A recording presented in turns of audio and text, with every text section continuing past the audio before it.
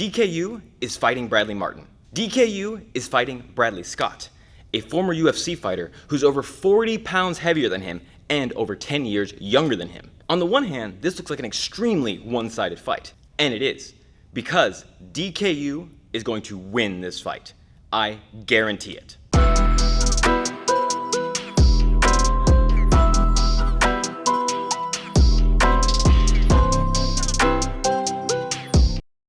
We've previously talked about DKU on this channel. He's the founder of the Warfare Combat System, a guy with 15 different martial arts styles under his belt, and the dude who likes to beat up his partners while they're standing still wearing a motorcycle helmet. And this fight is the latest in the internet trend where a former pro fighter takes on a random amateur.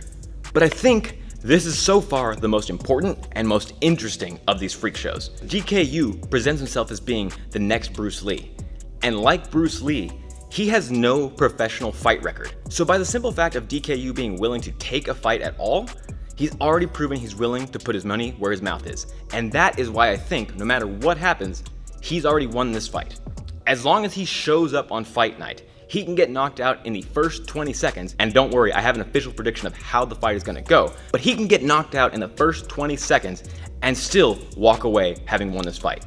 And here's why. Number one, like I said, Bradley Scott has over 40 pounds on him, as well as a professional fight record. The odds are extremely stacked against DKU. He has a built-in excuse for a bad performance. He was fighting a professional fighter with a height and weight advantage on him. Even some of the best fighters in the world can't make up for that disparity. I don't care how skilled you are, size does matter. But more than that, DKU has thousands of ravenous fans all across the planet, and the fact of the matter is, they don't care if he wins or not. DKU presents the power fantasy of being the next Bruce Lee, and if you do what he does, you get to become the next Bruce Lee as well. And I can guarantee you, if he gets the brakes beaten off of him, the first thing he's gonna say, if he doesn't try to hide the loss, is that you either win or you learn. I guarantee you he's gonna spin the loss immediately into how he wasn't prepared for the fight, and now he's gonna change the way he trains.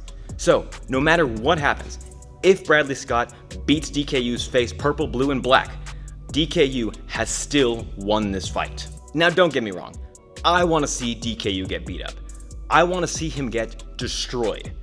But it's not because I think he's a fraud. In fact, he very clearly is very good at martial arts. I want to see DKU get beat up because of the way he abuses his training partners. I don't care if they're willing participants. I don't care if they think it's helping them. He is abusing his power by having people stand still while he punches motorcycle helmets off their heads. It's not good for them, and ultimately it just plays into the power fantasy rather than actually making someone better at martial arts. Do I think we're gonna see the warfare combat system in this fight? No. We are not gonna see any of that Tai Chi, Systema, random Jeet Kune that we see DKU doing in all his videos, because that is demonstration. That's choreography. There's not a lot of videos of DKU training for real. There's a lot of videos of him demonstrating and a lot of videos of him instructing. But in terms of him preparing for this fight, or preparing for any kind of fight, that doesn't really exist. But there are a handful of pad work drills, there's a little bit of bag work drills, to where we can see what DKU's fighting style actually looks like. And surprise, surprise, he doesn't look like Bruce Lee. He looks like your average run-of-the-mill kickboxer. He might try to stand in the Bruce Lee wide stance. He might try to throw a straight blast, but ultimately, he's gonna default to a 1-2 and a straight to the body. And all that being said, I think DKU is doing something fantastic for martial arts, because there's thousands of people just like him right now who are fantastic instructors and charismatic martial artists, but don't know how to fight and pretend like they do. DKU being willing to swallow his pride, again, assuming he actually shows up and is honest about how the fight goes down, is saying that yes, I know how to teach these things, I know how to do them in a vacuum, but if my skill isn't up to snuff in the ring, then I have some work to do. Because as much as I dislike him, DKU and I are both kind of in the same boat. We're both martial arts YouTubers, and really, we're both entertainers. I know a lot of people don't want to hear that, but that is what we're doing. You're watching this video because you find it entertaining, you find it interesting. Same thing with DKU. So just by stepping into the ring and running the risk of getting separated from his consciousness, DKU is saying that yes, you might be a charismatic martial artist, you might know how to teach people, but to some degree, you have to know what it's like to get hit. You have to be kind of aware of what pressure testing is like. Now, the caveat to that is that not every martial arts instructor has to have fight experience, but if you're presenting yourself as a fighter or teaching people how to fight, you should kind of know what a fight feels like, right? DKU might not know that he's doing good things for martial arts. He might genuinely believe he's gonna beat Bradley Scott. And if he does, great. Confidence really is 99% of the job. But at the end of the day, I would take more pride in knowing that I'm doing something good for martial arts as a whole, rather than this individual fight that I'm taking right now.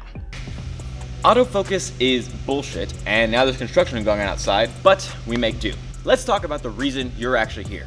What is my official prediction for how this fight is going to end? I see this fight going one of two ways.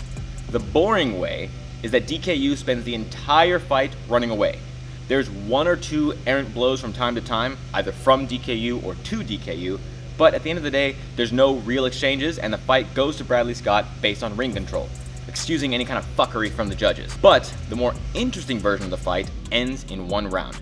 I think DKU is going to spend most of the fight running away, and not because he's being evasive, but because of his lack of fight experience. When you don't know how a fight works, you think you have to avoid every single punch.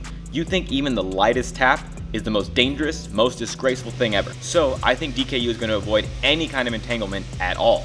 And after he fails at doing that, I think he's going to try to do his Wing Chun hand trapping, not successfully, but he is going to try it to set up power shots to Bradley Scott's head. And when that doesn't work, I think DKU is going to default to flick jabs, crosses, and maybe a hook to the body. One shot at a time that really doesn't do anything. Now, here's how Bradley Scott wins the fight. I think he knows DKU is going to spend most of the time running away, so he's going to force the dude into the corner. From there, he's going to mix up hooks to the head and hooks to the body and secure himself a TKO probably towards the end of round one. Those are the only two ways I really see this fight going, but again, it really doesn't matter how it ends because it's not going to end in a victory for DKU, but it is going to end with him winning. I'm really hopeful that DKU and the martial arts community as a whole realizes that a martial arts demonstration is not a fight, but the two can complement each other. DKU can take a lot of information from this one experience to improve his martial arts system, but by the same token, a lot of fighters could stand to improve their technique by having more focused martial arts study, kind of like what DKU is offering.